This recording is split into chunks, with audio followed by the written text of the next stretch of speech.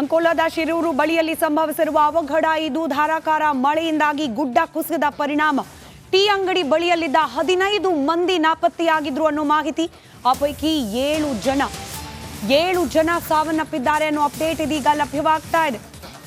15 ಮಂದಿ ನಾಪತ್ತೆಯಾಗಿದ್ರು, ಆ ಪೈಕಿ 7 ಮಂದಿ ಸಾವನ್ನಪ್ಪಿರುವ ಬಗ್ಗೆ ಮಾಹಿತಿ ದೃಢವಾಗ್ತಾ ಇದೆ.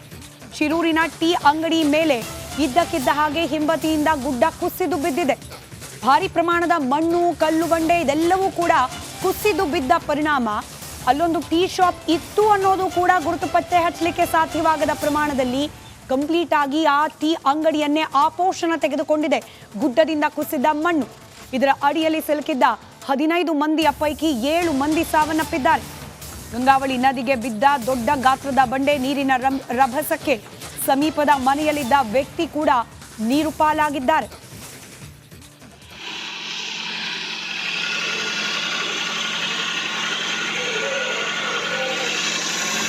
ದೃಶ್ಯದಲ್ಲಿ ಗಮನಿಸ್ತಾ ಇದ್ದೀರಿ, ಪಕ್ಕದಲ್ಲೇ ನದಿ ಪಕ್ಕದಲ್ಲಿ ಗುಡ್ಡ ಕುಸಿತ ಸಂಭವಿಸಿದೆ.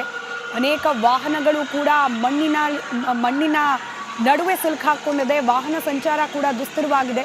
ಹಾಗೆ ಈ ಟ್ಯಾಂಕರ್ ಒಂದು ನದಿ ನೀರಿನಲ್ಲಿ ಮುಳುಗೋಗೋ ಹಂತಕ್ಕೆ ಅಲ್ಲಿ ಅವಘಡ ಸಂಭವಿಸಿದೆ. ಆ ಟ್ಯಾಂಕರ್ನಲ್ಲಿದ್ದ 5 ಜನ ಕೂಡ ಇದೀಗ ನಾಪತ್ತೆಯಾಗಿದ್ದಾರೆ ಅನ್ನೋ ಮಾಹಿತಿ ಇದೆ. ಒಟ್ಟು 15 ಜನ ಆ ಟೀ ಅಂಗಡಿಯವರು ಹಾಗೆ ಅಲ್ಲಿ ಬಂದಿದ್ದ ಗ್ರಾಹಕರು ಸ್ಥಳೀಯರು ಸೇರಿ ಒಟ್ಟು 15 ಜನ ನಾಪತ್ತೆಯಾಗಿದ್ರು. ಆ ಪೈಕಿ 7 ಮಂದಿ ಸಾವನ್ನಪ್ಪಿದ್ದಾರೆ ಅನ್ನೋ ಮಾಹಿತಿ ಲಭ್ಯವಾಗ್ತಾ ಇದೆ. ರಕ್ಷಣಾ ಕಾರ್ಯಾಚರಣೆ ಕೂಡ ನಡೀತಾ ಇಲ್ಲ. ದುರಂತ ಅಂದ್ರೆ ಇದೆ. ಹಳೆ ರಕ್ಷಣಾ ಕಾರ್ಯಾಚರಣೆ ಸಂದರ್ಭದ ಬಿಲ್ಲನ್ನ ಬಾಕಿ ಉಳಿಸ್ಕೊಂಡಿರೋದ್ರಿಂದಾಗಿ ಎಷ್ಟೇ ದುಡ್ಡು ಕೊಡ್ತೀವಿ ಅಂದ್ರೂ ಕೂಡ ರಕ್ಷಣಾ ಕಾರ್ಯಾಚರಣೆಗೆ ವೆಹಿಕಲ್ಗಳನ್ನ ಕೊಡ್ತಾ ಇಲ್ಲ.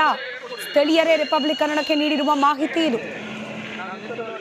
ಹೀಗಾಗಿ ಆ ಮಣ್ಣಿನ ಅಡಿಯಲ್ಲಿ ಸಿಲುಕಾಕೊಂಡಿರುವವರ ರಕ್ಷಣಾ ಕಾರ್ಯಾಚರಣೆ ಕೂಡ ಇದೀಗ ಮತ್ತಷ್ಟು ದುಸ್ತರವಾಗಿದೆ. ಸ್ಥಳದಿಂದ ಒಂದಷ್ಟು ದೃಶ್ಯಗಳು ರಿಪಬ್ಲಿಕ್ ಕನ್ನಡಕ್ಕೆ ಲಭ್ಯವಾಗಿದೆ, ಅದನ್ನ ಗಮನಿಸ್ತಾ ಇದ್ದೀರಿ. ಈ ಹಿಂಬದಿಗೆ ದೃಶ್ಯದಲ್ಲಿ ಗಮನಿಸ್ತಾ ಇದ್ದೀರಿ, ಇದೇ ಗುಡ್ಡದಿಂದ ಮಣ್ಣು ಏಕಾಏಕಿ ಕುಸಿದ ಪರಿಣಾಮ ಆಗಿರುವ ಅವಘಡ. ಈ ಜಾಗದಲ್ಲಿ ಒಂದು ಟೀ ಶಾಪ್ ಇತ್ತು. ಆ ಟೀ ಶಾಪ್ ಕಂಪ್ಲೀಟ್ ಆಗಿ ಮುಚ್ಚಿ ಹೋಗೋ ಹಾಗೆ ಮಣ್ಣು ಕುಸಿದು ಬಿದ್ದಿದೆ. ಪರಿಣಾಮ 7 ಮಂದಿ ಸಾವನ್ನಪ್ಪಿದ್ದಾರೆ. ಇನ್ನುಳಿದವರಿಗಾಗಿ ಶೋಧ ಕಾರ್ಯ ಈಗಲೂ ಕೂಡ ಮುಂದುವರೆದಿದೆ. ಆದರೆ ಆ ಶೋಧ ಕಾರ್ಯ ಕೂಡ ಸರಿಯಾದ ಪ್ರಮಾಣದಲ್ಲಿ ಆಗ್ತಾ ಇಲ್ಲ ಅನ್ನೋ ಆರೋಪ, ಅಸಮಾಧಾನ ಸ್ಥಳೀಯರು ಮಾಡ್ತಾ ಇದ್ದಾರೆ. ಈಗಲೂ ಕೂಡ ಗುಡ್ಡದ ಮೇಲಿಂದ ನೀರಿನ ಒರತೆಗಳು ಜಿನುಗ್ತಾ ಇದೆ. ಹೀಗಾಗಿ ಮತ್ತೆಲ್ಲಿ ಅವಘಡ ಸಂಭವಿಸುತ್ತೋ ಅನ್ನೋ ಆತಂಕ. ಈ ಜಾಗಕ್ಕೆ ಹೋಗಿ ಆ ಮಣ್ಣಿನ ಅಡಿಯಲ್ಲಿ ಸಿಲುಕಾಕೊಂಡಿರುವವರ ರಕ್ಷಣೆ ಮಾಡ್ಲಿಕ್ಕೆ ಹೋದ ಸಂದರ್ಭದಲ್ಲೇ ಮತ್ತೇನಾದರೂ ಗುಡ್ಡ ಕುಸಿದು ಬಿಟ್ರೆ ಅನ್ನೋ ಆತಂಕದಿಂದಾಗಿ ಆ ಜಾಗಕ್ಕೂ ಕೂಡ ಅನೇಕರು ಹೋಗ್ತಿಲ್ಲ ಅನ್ನೋ ಮಾಹಿತಿಯನ್ನ ಸ್ಥಳೀಯರು ರಿಪಬ್ಲಿಕ್ ಕನ್ನಡದ ಜೊತೆಯಲ್ಲಿ ಹಂಚಿಕೊಂಡಿದ್ದಾರೆ.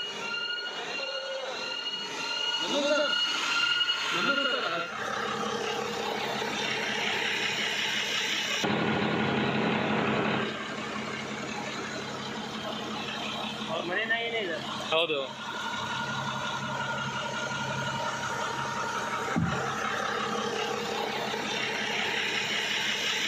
ಅಂಕೋಲಾ ಹಾಗೆ ಕುಮಟಾ ನಡುವಿನ ರಸ್ತೆ ಇದು. ಆ ರಸ್ತೆಯಲ್ಲಿ 15 ಜನ ಸಿಲುಕಾಕೊಂಡಿದ್ದಾರೆ. ಆ ಮಣ್ಣಿನ ಅಡಿಯಲ್ಲಿ ಸಿಲುಕಾಕೊಂಡಿರುವವರ ಪೈಕಿ ಓರ್ವರು ಸಾಕಿದ್ದ ಶ್ವಾನ. ನೀವು ದೃಶ್ಯದಲ್ಲಿ ಗಮನಿಸ್ತಾ ಇದ್ದೀರಿ. ಅವಘಡ ಸಂಭವಿಸಿದ ಕ್ಷಣದಿಂದಲೂ ಕೂಡ ಅಲ್ಲೇ ಇದೆ ಅದು ಅನ್ನೋ ಮಾಹಿತಿ ಲಭ್ಯವಾಗ್ತಾ ಇದೆ.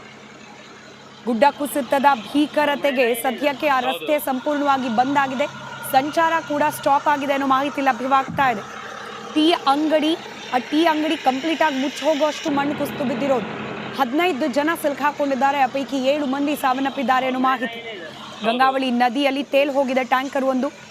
ಅಂಕೋಲಾ ತಾಲೂಕಿನ ಶಿರೂರು ಬಳಿಯ ಗಂಗಾವಳಿ ನದಿಗೆ ಹೊಂದಿಕೊಂಡಿರುವ ರಾಷ್ಟ್ರೀಯ ಹೆದ್ದಾರಿ ಸಮೀಪ ಈ ಭೀಕರ ಗುಡ್ಡ ಕುಸಿತ ಸಂಭವಿಸಿರೋದು. ಡೀಟೇಲ್ಸ್ ನಮ್ಮ ಪ್ರತಿನಿಧಿ ಶೇಷಗಿರಿ ನೀಡ್ತಾ ಹೋಗ್ತಾರೆ ದೂರವಾಣಿ ಸಂಪರ್ಕದಲ್ಲಿ. ಶೇಷಗಿರಿ, ಸ್ಥಳೀಯರು ಮಾತನಾಡ್ತಾ ಇದ್ರು, ರೆಸ್ಕ್ಯೂ ಆಪರೇಷನ್ ಕೂಡ ಜನ ಬರ್ತಾ ಇಲ್ಲ, ಬಾಕಿ ಇದೆ ಬಿಲ್ ಅನ್ನೋ ಕಾರಣಕ್ಕೆ ಅಂತ. ಸದ್ಯಕ್ಕೆ ಹೇಗಿದೆ ಪರಿಸ್ಥಿತಿ? 7 ಮಂದಿ ಸಾವನ್ನಪ್ಪಿದ್ದಾರೆ ಅನ್ನೋದು ಅಪ್ಡೇಟ್. ಬೇರೆನೆಲ್ಲ ಮಾಹಿತಿ ಸಿಗ್ತಾ ಇದೆ? ಹೌದು ಸ್ಮಿತಾ, ಉತ್ತರ ಕನ್ನಡ ಜಿಲ್ಲೆಯಾದ್ಯಂತ ಭಾರಿ ಪ್ರಮಾಣದ ಮಳೆ ಆಗ್ತಾ ಇದೆ. ಮಳೆಯ ಪರಿಣಾಮವಾಗಿ ರಾಷ್ಟ್ರೀಯ ಹೆದ್ದಾರಿ 66ರಲ್ಲಿ ತುಂಬಾ ಕಡೆ ಅವಘಡಗಳು ಕೂಡ ಸಂಭವಿಸಿದೆ. ಬಹಳ ಪ್ರಮುಖವಾಗಿ ಅಂಕೋಲಾ ತಾಲೂಕಿನ ಶಿರೂರು ಬಳಿ ಕೂಡ ಗುಡ್ಡ ದೊಡ್ಡ ಪ್ರಮಾಣದಲ್ಲಿ ಕುಸಿರುವುದರಿಂದ 15 ಜನ ಭೂ ಸಮಾಧಿಯಾಗಿದ್ದಾರೆ. ಅದರ ಜೊತೆಗೆ ರಸ್ತೆ ಬದಿಯಲ್ಲಿ ನಿಂತಿದ್ದ ಗ್ಯಾಸ್ ಟ್ಯಾಂಕರ್ ಕೂಡ ಗಂಗಾವಳಿ ನದಿಗೆ ಬಿದ್ದು ತೇಲಿ ಹೋಗಿರುವಂತದ್ದು.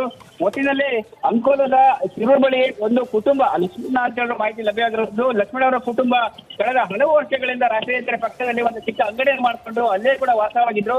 ಈ ಸಂದರ್ಭದಲ್ಲಿ ಎದುರಿನಿಂದ ಬಂದಂತ ಗುಡ್ಡ ಅಂಗಡಿ ಮೇಲೆ ಬಿದ್ದು ನಂತರ ನದಿಗೆ ಕೂಡ ಬಿದ್ದಿರುವುದು ಮಣ್ಣು, ಮತ್ತೆ ಅದ್ರ ಜೊತೆಗೆ ಟ್ಯಾಂಕರ್ ಕೂಡ ನೀರಲ್ಲಿ ಹೋಗಿದೆ. ಒಟ್ಟಿನಲ್ಲಿ ಈಗಾಗಲೇ ರಕ್ಷಣಾ ಕಾರ್ಯಗಳು ಕೂಡ ಶುರುವಾಗಿದೆ. ಓರ್ವರ ಶವ ಕೂಡ ಪತ್ತೆಯಾಗಿದೆ. ಈ ಘಟನೆ ಎಕ್ಸಾಕ್ಟ್ಲಿ ಹೇಗಾಯ್ತು ನೋಡಿ, ಅಂದ್ರೆ ಕರಾವಳಿ ಅಥವಾ ಮಲೆನಾಡು ಭಾಗದವರು ರೈಟ್ ಮಾತನಾಡ್ತೀನಿ. ಶೇಷಗಿರಿ ನಿಮ್ಮ ಹತ್ರ ನಮ್ಮ ಜೊತೆ ದೂರವಾಣಿ ಸಂಪರ್ಕದಲ್ಲಿ ಇದೀಗ ವಿಶ್ವೇಶ್ವರ ಹೆಗಡೆ ಕಾಗೇರಿ ಅವರೇ ಸ್ವತಃ ದೂರವಾಣಿ ಸಂಪರ್ಕದಲ್ಲಿದ್ದಾರೆ. ಸರ್ ನಮಸ್ಕಾರ. ನಮಸ್ಕಾರ. ಸ್ಥಳೀಯ ಶಾಸಕರ ಗಮನದಲ್ಲಿತ್ತು ಈ ರೀತಿಯಾಗಿ ಅವಘಡಗಳಾಗಬಹುದು, ಈ ರಕ್ಷಣಾ ಕಾರ್ಯಾಚರಣೆಗೆ ಬೇಕಾದ ವ್ಯವಸ್ಥೆ ಮಾಡ್ಕೊಳ್ಬೇಕು ಅಂತ, ಆದ್ರೂ ಕೂಡ ನಿರ್ಲಕ್ಷ್ಯ ವಹಿಸಲಾಗಿದೆ ಅಂತ ಹೇಳಿ ಸ್ಥಳೀಯರು ಆರೋಪ ಮಾಡ್ತಿದ್ದಾರೆ. ಸರ್ ನಾನು ಇಂಥ ಸಂದರ್ಭದಲ್ಲಿ ನಾನು ಉಳಿದ ರಾಜಕಾರಣದ ಇನ್ಯಾವ ವಿಷಯಗಳನ್ನು ನಾನು ಪ್ರಸ್ತಾಪಿಸೋದಕ್ಕೆ ಬಯಸೋದಿಲ್ಲ. ಈಗ ಶಿರೂರದಲ್ಲಿ ನಡೆದಂತ ಘಟನೆ ಅತ್ಯಂತ ದುರ್ದೈವದ ಒಂದು ಘಟನೆ. 7 ಜನ ಅಧಿಕೃತವಾಗಿ ಮೃತರಾಗಿರೋ ಮಾಹಿತಿ ಇದೆ. ಟ್ಯಾಂಕರ್ಗಳು ನದಿಯಲ್ಲಿ, ಗಂಗಾವಳಿ ನದಿಯಲ್ಲಿ ತೇಲಿ ಹೋಗ್ತಾ ಇದೆ. ಸ್ಥಳೀಕರು ಇನ್ನೂ ಹೆಚ್ಚು ಟ್ಯಾಂಕರ್ ಇದೆ, ಇನ್ನೂ ಹೆಚ್ಚು ವಾಹನ ಇತ್ತು ಅನ್ನೋದನ್ನೆಲ್ಲ ಹೇಳ್ತಿದ್ದಾರೆ. ಅದನ್ನೆಲ್ಲ ಅಧಿಕೃತಗೊಳಿಸ್ಕೊಳ್ತಾ ಇದ್ದಾರೆ. ನಾನು ಈಗ ಅತಿವೃಷ್ಟಿಯ ಹಿನ್ನೆಲೆಯಲ್ಲಿ ತುರ್ತಾಗಿ ಜಿಲ್ಲಾಧಿಕಾರಿಗಳು, ಎಸ್ಪಿಗಳು, ಉಳಿದ ಸಿಇಒ ಮತ್ತು ಉಳಿದೆಲ್ಲ ಅಧಿಕಾರಿಗಳ ಜೊತೆಯಲ್ಲಿ ಸಭೆ ಮಾಡಿ ಈ ರೆಡ್ ಅಲರ್ಟ್ ನಲ್ಲಿ ನಾವು ತುರ್ತು ಪರಿಹಾರ ಕಾರ್ಯ ಏನ್ ತಗೊಳ್ಬೇಕು ಮತ್ತು ಅವರಿಗೆ ಕಾಳಜಿ ಕೇಂದ್ರದಲ್ಲಿ ಏನೇನು ವ್ಯವಸ್ಥೆ ಆಗಬೇಕು ಇತ್ಯಾದಿಗಳನ್ನೆಲ್ಲ ಮಾತನಾಡಿದೀವಿ. ನಿಜ ಕೆಲವು ತಾಂತ್ರಿಕವಾದ ಸಮಸ್ಯೆ ರಸ್ತೆ ಮಾಡುವಾಗ ಆಗಲಿ ಉಳಿದೆಲ್ಲ ಸಂದರ್ಭದಲ್ಲಿ ಇದೆ. ಬಟ್ ನಾವು ಈ ಸಂದರ್ಭದಲ್ಲಿ ಉಳಿದ ವಿಷಯಗಳಿಗಿಂತಲೂ ಹೆಚ್ಚು ತಕ್ಷಣದಲ್ಲಿ ಪರಿಹಾರ ಕೆಲಸದ ಬಗ್ಗೆ ನಾನು ಗಮನ ಕೊಡ್ತಾ ಇದ್ದೀವಿ. ನಮ್ಮ ಅಧಿಕಾರಿಗಳು, ಸರ್ಕಾರ ಎಲ್ಲರೂ ಕ್ರಮ ತೆಗೆದುಕೊಳ್ತಾ ಇದೆ. ಪರಿಹಾರಕ್ಕೆ, ರಕ್ಷಣಾ ಕಾರ್ಯಕ್ಕೆ ಏನು ಅಡಚಣೆಗಳಿಲ್ವಾ ಅಂತ ಹಾಗಾದ್ರೆ? ಇಲ್ಲ ಏನೂ ಇಲ್ಲ. ನಾವು ಈ ಅಡಚಣೆಗಳು ಇದೆ ಅಂದ್ರೆ ಪ್ರಕೃತಿಯ ಕಾರಣದಿಂದ ನೀರು ತುಂಬಿ ಹೋಗ್ಬಿಟ್ಟಿದೆ. ರಸ್ತೆಗಳು ಗುಡ್ಡ ಕುಸಿದಿಂದ ರಸ್ತೆಗಳು ತಡೆಯಾಗಿದೆ. ಇದೆಲ್ಲವೂ ಈಗ ನಮ್ಗೆ ನಮ್ಮ ಕೆಲಸ ಮಾಡೋದಕ್ಕೆ ನಮ್ ತೊಂದರೆ ಇದ್ದೇ ಇದೆ. ಉದಾಹರಣೆಗೆ ಈಗ ನದಿಯಲ್ಲಿ ಆ ಟ್ಯಾಂಕರ್ ಬಿದ್ದಿದೆ. ಈಗ ಗ್ಯಾಸ್ ಲೀಕ್ ಆಗ್ಬಾರ್ದು ಅನ್ನೋದು ನಮ್ಮೆಲ್ಲರ ನಿರೀಕ್ಷೆ. ಆದ್ರೆ ಏನಾಗುತ್ತೋ ಗೊತ್ತಿಲ್ಲ. ಟ್ಯಾಂಕರ್ ಹತ್ರ ಹೋಗ್ಲಿಕ್ಕೆ ಆಗ್ತಾ ಇಲ್ಲ. ಈಗ MRP ಹೇಳ್ತವ್ರು ವಿಶೇಷ ತಂಡ ಬರ್ತಾ ಇದೆ. ಮುಂಜಾಗ್ರತೆ ತಗೊಂಡಿರೋದ್ರಿಂದ ಒಂದು NDRF ತಂಡ ನಮ್ಮಲ್ಲಿ ಇದೆ. ಈಗ ಅದು ಎಲ್ಲ ಕೆಲಸ ಮಾಡ್ತಾ ಇದೆ. ಈಗಾಗಲೇ 1 ವಾರದ 10 ದಿನಕ್ಕೆ ಮೊದಲೇ ನಾವು ತರಿಸ್ಕೊಂಡಿದ್ವಿ NDRF ತಂಡವನ್ನ. ಅದರಿಂದ ಅನುಕೂಲ ಆಗಿದೆ. ಈಗಲೂ ಅವ್ರು ಕೆಲಸ ಮಾಡ್ತಿದ್ದಾರೆ. ಇನ್ನೊಂದು ತಂಡ ಬೇಕು ಅಂತ ಇವತ್ತು ಹೇಳಿದ್ದೀವಿ. ಅಂದ್ರೆ ಮಳೆ ನಿರೀಕ್ಷೆಗಿಂತ 4 ಪಟ್ಟು 6 ಪಟ್ಟು ವಾಡಿಕೆಗಿಂತ ಹೆಚ್ಚಾದಾಗ ಅನೇಕ ರೀತಿಯ ಸಮಸ್ಯೆಗಳು ಉದ್ಭವ ಆಗಿದೆ. ಅದಕ್ಕೆ ತುರ್ತು ಪರಿಹಾರ ಕೆಲಸ ಏನ್ ಮಾಡ್ಬೋದು ನಾನು ಸಭೆ ಮಾಡಿ ಹೇಳಿದ್ದೀನಿ. ಅಧಿಕಾರಿಗಳು ಎಲ್ಲರೂ ಸ್ಪಂದಿಸ್ತಾ ಇದ್ದಾರೆ. ನಾನು ಕೆಲವು ಸ್ಥಳಗಳಿಗೆ ಭೇಟಿಗೆ ಹೋಗಿದ್ದೆ, ನೋಡಿ ಬಂದಿದ್ದೀನಿ. ಎಲ್ಲ ಇಂಥ ಸಂದರ್ಭದಲ್ಲಿ ನಾವು ಎಲ್ಲರೂ ಒಟ್ಟಾಗಿ ಇಂಥ ಕಠಿಣ ಪರಿಸ್ಥಿತಿಯನ್ನ ದಾಟಬೇಕಾದ ಅಗತ್ಯ ಇದೆ. ಅದನ್ನೆಲ್ಲ ಮಾಡೋದಕ್ಕೆ ಕ್ರಮ ತಗೊಂಡಿದ್ದೀವಿ. ಈಗ ಉಳಿದವರ ರಕ್ಷಣಾ ಕಾರ್ಯಾಚರಣೆ ನಡೀತಾ ಇದೆಯಾ? 15 ಜನರ ಪೈಕಿ ಉಳಿದವರ ಪರಿಸ್ಥಿತಿ ಹೇಗಿದೆ? ಇದ್ರ ಬಗ್ಗೆ ನಿಮ್ಗೇನ್ ಮಾಹಿತಿ ಸಿಗ್ತಿದೆ? ಈಗ ನಮಗೆ ನದಿಯಲ್ಲಿ ತೇಲ್ ಹೋದವ್ರು ಎಷ್ಟು ಜನ ಅನ್ನೋದ್ರ ಬಗ್ಗೆ ಒಂದು ಸ್ಪಷ್ಟತೆ ಯಾರಿಗೂ ಸಿಗ್ತಾ ಇಲ್ಲ. ಯಾಕೆಂದ್ರೆ ನಮ್ಗೆ ಈಗ 7 ಜನ ತೀರ್ ಹೋಗಿರೋದು ಅಧಿಕೃತ ಇದೆ. ಇನ್ನೂ ಹೆಚ್ಚಿದ್ದಾರೆ ಅಂತ ಕೆಲವರು ನೋಡಿದವರು ಹೇಳ್ತಿದ್ದಾರೆ. ಬಟ್ ಅದಕ್ಕೇನು ಮಾಹಿತಿ ಬೇಕು. ಅದಕ್ಕೆ ಮಾಹಿತಿ ತಕ್ಷಣಕ್ಕೂ ಸಿಗೋದಕ್ಕೆ ಅಂದ್ರೆ ಅದು ಯಾರದೋ ಪ್ರವಾಸಿಗರು ಅಥವಾ ವಾಹನ ಚಾಲಕರದ್ದು, ಅವರು ಯಾರ್ಯಾರು ಏನೇನು ಅನ್ನೋದೆಲ್ಲ ಮಾಹಿತಿ ತಗೋಬೇಕಾಗಿದೆ. ಹಾಗಾಗಿ ಉಳಿದ ರಕ್ಷಣಾ ಕೆಲಸ ನಡೆದಿದೆ. ಬಟ್ ಇದೊಂದು ಬಹಳ ದುರಂತದ ಘಟನೆ ಇದು. ಈಗ ನಾನು ಕಾರವಾರದಲ್ಲಿ ಇದ್ದೀನಿ. ಬಟ್ ಆದ್ರೂ ನನಗೆ ಅಲ್ಲಿ ಸ್ಥಳಕ್ಕೆ ಹೋಗ್ಲಿಕ್ಕೆ ಆಗ್ತಾ ಇಲ್ಲ. ಯಾಕಂದ್ರೆ ಇಲ್ಲಿ ನೀರು ರಸ್ತೆ ತುಂಬಾ ನಿಂತು ಸೀಬರ್ಡ್ ಯೋಜನೆ ಇರುವಂತ ಸ್ಥಳದಲ್ಲಿ ಅಲ್ಲಿ ವಾಹನಗಳು ಓಡಾಡ್ಲಿಕ್ಕೆ ಆಗ್ತಾ ಇಲ್ಲ. ಬೇರೆ ಅನೇಕ ಸಮಸ್ಯೆಗಳಿದೆ. ಬಟ್ ಅದು ಪರಿಹಾರ ಕಾರ್ಯವನ್ನು ಅಷ್ಟೇ ತುರ್ತಾಗಿ ವಾರ್ಪುಟಿನಲ್ಲಿ ನಾವು ಎಲ್ಲರ ಜೊತೆ ಸೇರಿ ಮಾಡ್ತಾ ಇದ್ದೀವಿ. ಈಗ ಸ್ಪಾಟ್ ಅಲ್ಲಿ ಜಿಲ್ಲಾಡಳಿತದ ಕಡೆಯಿಂದ ಅಥವಾ ಜನಪ್ರತಿನಿಧಿಗಳು ಅಂತ ಹೇಳಿ ಯಾರಿದ್ದಾರೆ ಅಂತ ಆ ಜಾಗದಲ್ಲಿ? ಅಲ್ಲಿ ಹೋಗೋದಕ್ಕೆ ತೊಂದರೆ ಆಗಿದೆ. ಈಗ ಅಲ್ಲಿ ಸ್ಥಳಕ್ಕೆ ಹೋಗೋದಕ್ಕೆ ತೊಂದರೆ ಆಗಿದೆ. ನಮ್ಮ DC SP ಅವರೆಲ್ಲ ಈಗ ಸ್ಥಳಕ್ಕೆ ತಲುಪ್ತಾ ಇದ್ದಾರೆ. ಅವರು ಬೇರೆ ಇದರಿಗೆ ನಾನು ಸಹ ಅಲ್ಲಿ ಭೇಟಿ ಕೊಡ್ತಿದ್ದೀನಿ. ನಾನು ಕಾರವಾರದಲ್ಲಿ ಕೆಲವು ಸ್ಥಳಗಳನ್ನ ನೋಡ್ತಿದ್ದೀನಿ. ನಾನು ಅಲ್ಲಿ ಹೋಗ್ತಾ ಇದ್ದೀನಿ. ರೈಟ್ ಸರ್, ಧನ್ಯವಾದ. ರಿಪಬ್ಲಿಕ್ ಕನ್ನಡದ ಜೊತೆಯಲ್ಲಿ ಮಾತನಾಡಿದ್ದಕ್ಕೆ. ಇದು ಸಂಸದರು ವಿಶ್ವೇಶ್ವರ ಹೆಗಡೆ ಕಾಗೇರಿ ಅವರ ಮಾತು. ಜಾಗ ಎಷ್ಟು ದುಸ್ತರವಾಗ್ಬಿಟ್ಟಿದೆ ಅಂತಂದ್ರೆ ಅಲ್ಲಿ ಹೋಗ್ಲಿಕ್ಕೂ ಕೂಡ ಕಷ್ಟ ಆಗ್ತಾ ಇದೆ ಜನಪ್ರತಿನಿಧಿಗಳಿಗೆ, ಅಧಿಕಾರಿಗಳಿಗೆ. ಆದರೂ ಸದ್ಯಕ್ಕೆ ಜಿಲ್ಲಾಡಳಿತದ ಪರವಾಗಿ ಕೆಲ ಅಧಿಕಾರಿಗಳು ಸ್ಥಳವನ್ನು ತಲುಪೋ ಪ್ರಯತ್ನ ಮಾಡ್ತಿದ್ದಾರೆ. ಹಾಗೆ ರಸ್ತೆ ಕಂಪ್ಲೀಟ್ ಆಗಿ ನೀರಿನಲ್ಲಿ ಮುಳುಗಿ ಹೋಗಿರೋದ್ರಿಂದ ಆ ಜಾಗಕ್ಕೆ ಹೋಗಿ ಅಲ್ಲಿರುವವರ ಸ್ಥಿತಿಗತಿ ವಿಚಾರಣೆ ಮಾಡಲಿಕ್ಕೂ ಕೂಡ ಕಷ್ಟ ಆಗ್ತಿದೆ ಅನ್ನೋದು ಸಂಸದರ ಮಾತು. 7 ಜನ ಮೃತಪಟ್ಟಿರೋದು ದೃಢವಾಗಿದೆ. ನೀರಿನಲ್ಲಿ ಎಷ್ಟು ಮಂದಿ ಎಕ್ಸಾಕ್ಟ್ಲಿ ಕೊಚ್ಚಿ ಹೋಗಿದ್ದಾರೆ ಇದ್ರ ಬಗ್ಗೆ ಮಾಹಿತಿಯೇ ಸಿಗ್ತಾ ಇಲ್ಲ. ಅಲ್ಲಿರುವ ಕೆಲವರು ಸ್ಥಳೀಯರು ಅಂದಾಜು ಮೇಲೆ ಹೇಳ್ತಿದ್ದಾರೆ ಇಷ್ಟು ಜನ ಇದ್ರು, ಈಗ ಅಷ್ಟು ಜನ ಕಾಣ್ತಿಲ್ಲ ಅಂತ ಹೇಳಿ. ಅಂದ್ರೆ ಅಂದಾಜಿನ ಲೆಕ್ಕಾಚಾರ 15 ಮಂದಿ ಅಂತ ಹೇಳಿ. ಇದಕ್ಕಿಂತ ಹೆಚ್ಚಿಗೆ ಜನರು ಕೂಡ ನೀರಿನಲ್ಲಿ ಕೊಚ್ಚಿ ಹೋಗಿರೋದು, ಮಣ್ಣಿನ ಅಡಿ ಸಿಲುಕಾಕೊಂಡಿರೋದು ಆಗಿದ್ರೂ ಕೂಡ ಅಚ್ಚರಿ ಇಲ್ಲ.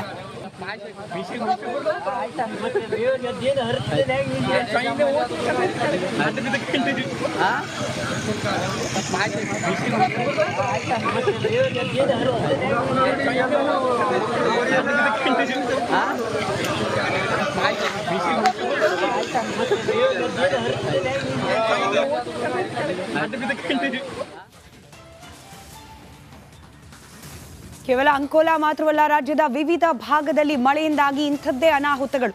ರಸ್ತೆಗಳ ಸಂಪರ್ಕ ಕಡಿತವಾಗ್ತಾ ಇದೆ, ಸೇತುವೆಗಳು ಮುಳುಗಿ ಬಿದ್ದು ಹೋಗ್ತಾ ಇದೆ, ಜನವಸತಿ ಪ್ರದೇಶಗಳೆಲ್ಲವೂ ಕೂಡ ನೀರಿನಿಂದ ತುಂಬ ಹೋಗಿ ಕೆರೆಯಂತಾಗಿದೆ. ರಾಜ್ಯದ ಯಾವ್ಯಾವ ಭಾಗದಲ್ಲಿ ಮಳೆ ಯಾವೆಲ್ಲ ರೀತಿಯ ಅವಾಂತರವನ್ನ ತಂದೊಡ್ಡಿದೆ ಅದರ ಒಂದು ಡೀಟೇಲ್ ರಿಪೋರ್ಟ್ ನಿಮ್ಮ ಮುಂದೆ.